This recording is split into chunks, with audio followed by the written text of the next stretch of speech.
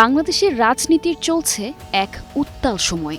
বিভিন্ন রাজনৈতিক শিবিরের মধ্যে উত্তেজনা যেন নতুন কোনো মোড়ের অপেক্ষায়। রাজনীতির দাবা খেলায় যখন গুটি চলছে শ্বাসরুদ্ধকর গতিতে, তখন হঠাৎই যেন থমকে গেল দেশের অন্তর্বর্তী সরকারের হৃৎপিণ্ড, রাষ্ট্রীয় অতিথি ভবন যমুনা। ওয়ালটন আবারও মিলিয়নিয়ার অফারে ওয়ালটন ফ্রিজ কিনে আপনিও হয়ে যেতে পারেন মিলিয়নিয়ার।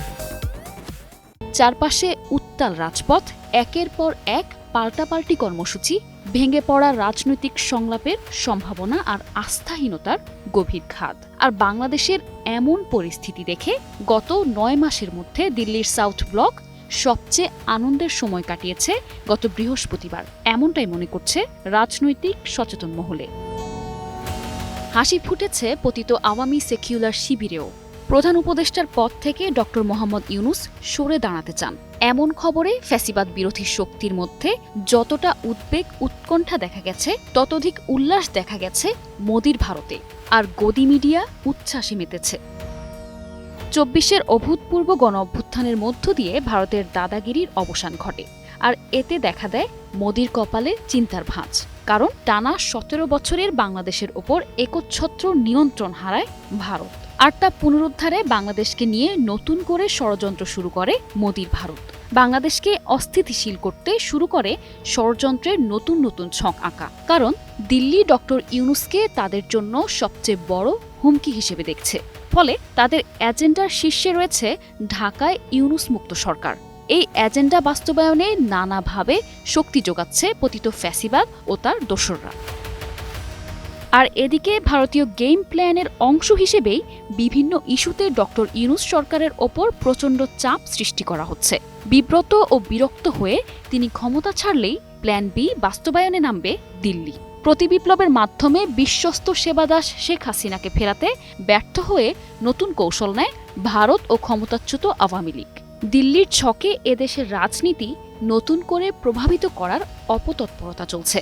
সবচেয়ে উদ্বেগের জায়গা হলো দেশের রাজনীতিক, সেনাবাহিনী ও সরকারের একটি অংশ ওই ছকে নিজেদের জড়িয়ে ফেলেছে।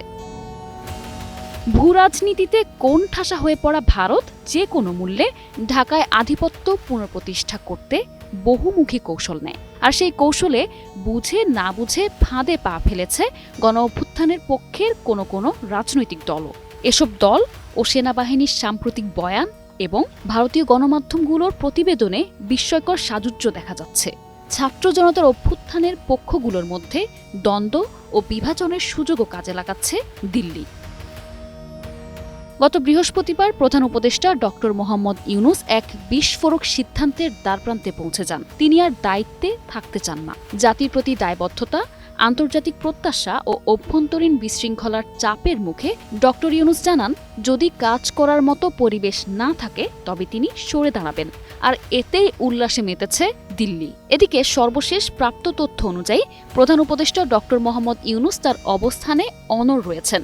তিনি পরিষ্কার জানিয়ে দিয়েছেন, রাজনৈতিক দলগুলো সংস্কার কাজে সহযোগিতার পরিবর্তে অরাজক পরিস্থিতি অব্যাহত রাখলে তিনি পদত্যাগ করবেন।